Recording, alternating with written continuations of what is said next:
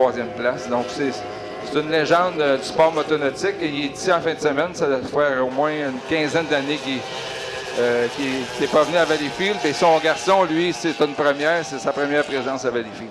Non, en 88, Denis, moi, tu vois, j'avais une coupe Longueuil. J'étais pas beau tout de suite. Et malheureusement, je n'étais pas au régate de Valleyfield. C'était-tu lettre, ça? Hein? La coupe Longueuil. Eh, mon Dieu. Mais je le trouvais beau. Mark Tate est quand même revenu dans les années 90 aussi.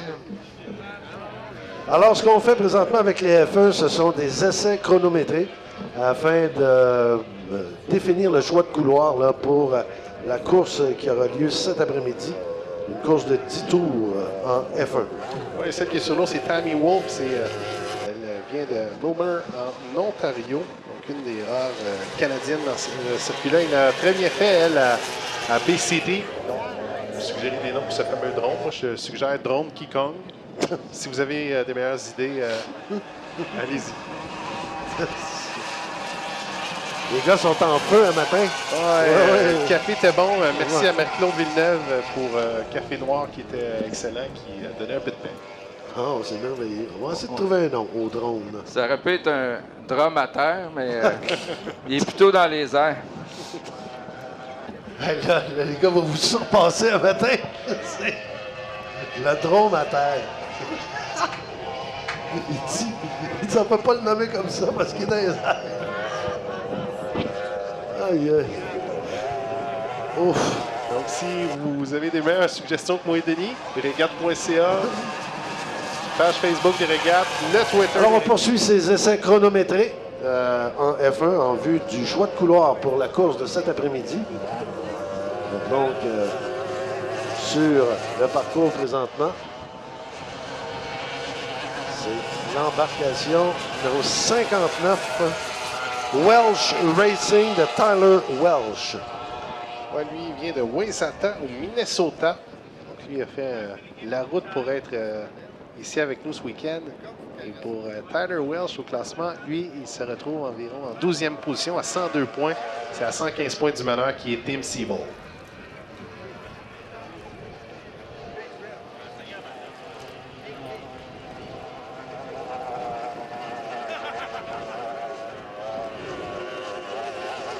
Donc, on voit dans le virage numéro 2, vraiment, on suit les bouées conventionnelles qu'on voit avec le inboard. C'est surtout dans le virage, parce que le parcours, on voit, on en prend très, très large pour ce participant afin d'amorcer un tour rapide.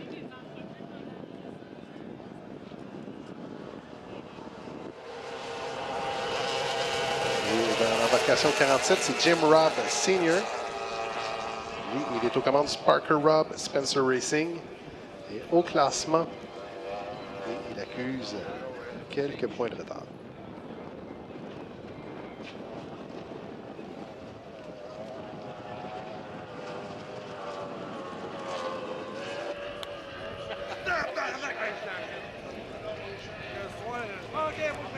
Quand on regarde les lieux de résidence des pilotes, il y a plusieurs qui proviennent de la Floride. Il y en a même un du Texas, Ruben Asensio.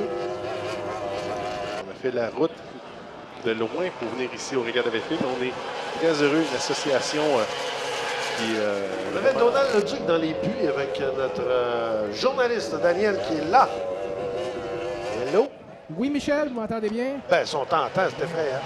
De toute beauté. Merci beaucoup. Ben oui, on est dans les filles de l'avitaillement, puis on fait le tour un peu. On rencontre plusieurs pilotes, dont Donald Leduc de Valleyfield. Donald Leduc est en Formule 2500, qui s'en va à l'eau bientôt. Donald, comment est-ce qu'on se prépare pour les régats de Valleyfield? C'est sûr que c'est beaucoup de travail, beaucoup d'heures, comme à tous les années. Le stress est en bac avec un peu l'entre-gens qui nous dérange. Le monde, ils viennent nous poser des questions, veulent des photos, des patentes. Mais je pense qu'on vit toute la même chose. On est aussi stressés. Puis c'est bien plaisant là, au niveau là, de la générosité des gens aussi qui nous encouragent puis qu'on fait un bon show aussi. Parle-moi de ton début de saison, comment ça va? Bien, c'est sûr que nous, à Lonceau, on avait commencé la saison avec le moteur de l'année dernière. Donald Leduc, un homme assez occupé dans les 2 dernières semaines. En plus de préparer son embarcation et tout son attirail, a fait les réparations sur le H99 de Normansbury et aussi sur le bateau de Mathieu et Nicolas Rousse également. Mathieu Lemelin, Donald, Sylvain Derek sont également passés dans le garage. Donc, vraiment beaucoup de travail. Donald est devenu un peu un gars qui aide au niveau de la réparation des coques là, quand il y a des bris, qui travaille assez rapidement. Et justement, à Brockville, il y a Normansbury qui a eu des dommages assez sérieux. Et aussi Nicolas Rousse. Nicolas Rousse. Donc, c'est Donald Leduc qui a fait les réparations sur les deux bateaux. Alors, mais ça s'active. Moi, j'ai toujours été très étonné là, quand il y a des bris mécaniques, soit de moteur ou de coque. La vitesse à laquelle ça se répare, là, c'est assez étonnant. Et vous allez voir le H12 que conduit Jimmy King en hydro 350, je crois. Alors que les équipes veulent tellement être présentes ici. On met des hommes à temps plein sur les réparations. Un travail qui aurait pris probablement au-dessus d'un mois, normalement. En 2 semaines, on a réussi à réparer le bateau. Écoute, j'en parlais avec Éric tout à l'heure des conditions climatiques que l'on a aujourd'hui. Il y a du vent. J'imagine que là, les pilotes sont au fait de ça. On va devoir jouer de prudence au virage numéro 2. Là.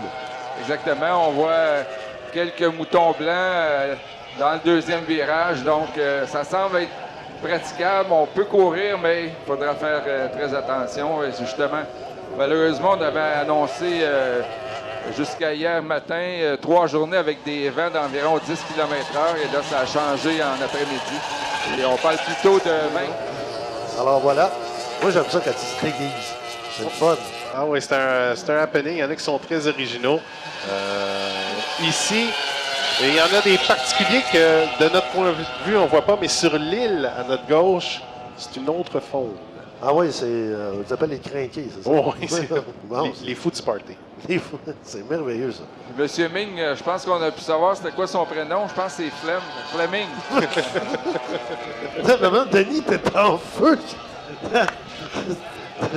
T'es-tu en liste juste pour rire cette année? Ça n'a pas de bon sens, le sifflet. Oui.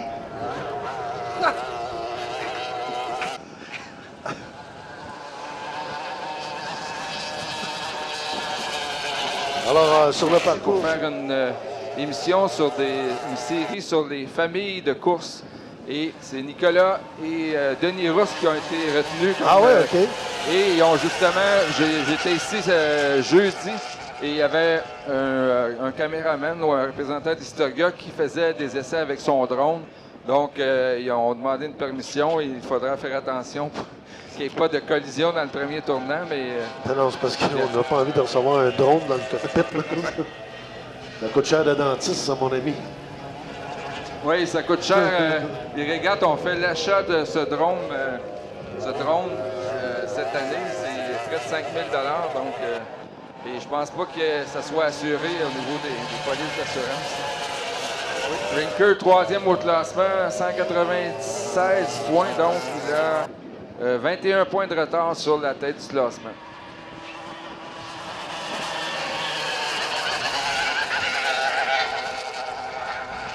Moi, c'est ce virage qui m'impressionne. On le voit.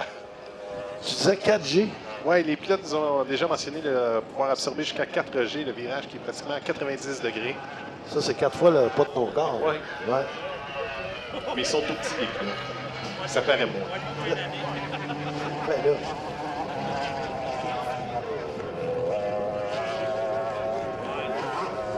Oh, que ça brasse au virage là-bas, les amis. On a vu l'embarcation lui voyer quelque peu.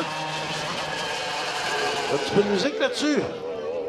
Avant d'entreprendre la première qualification dans quelques instants des 2,5.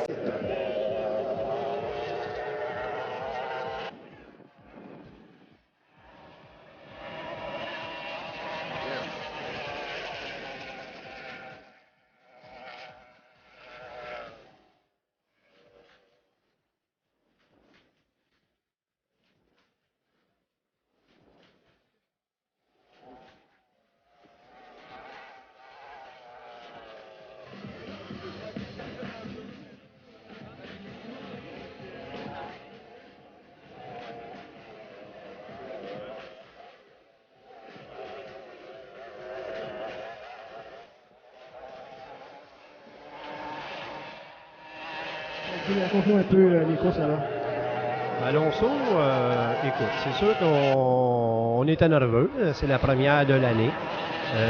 Finalement, ça a très bien été. On a brisé la glace, comme on dit, les pilotes. On a fait 3 premières et une deuxième. On ne peut pas demander mieux.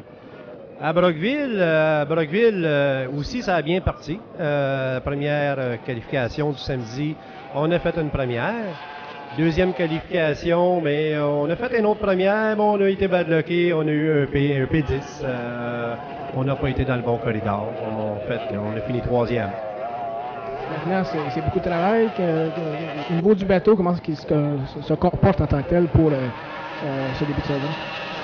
Le bateau va très bien. On a été, justement, cette semaine, on a été faire des testings ici à Valleyfield, au pont Chemin-Larocque. De quoi de se préparer pour être prêt pour les regattes de Valleyfield.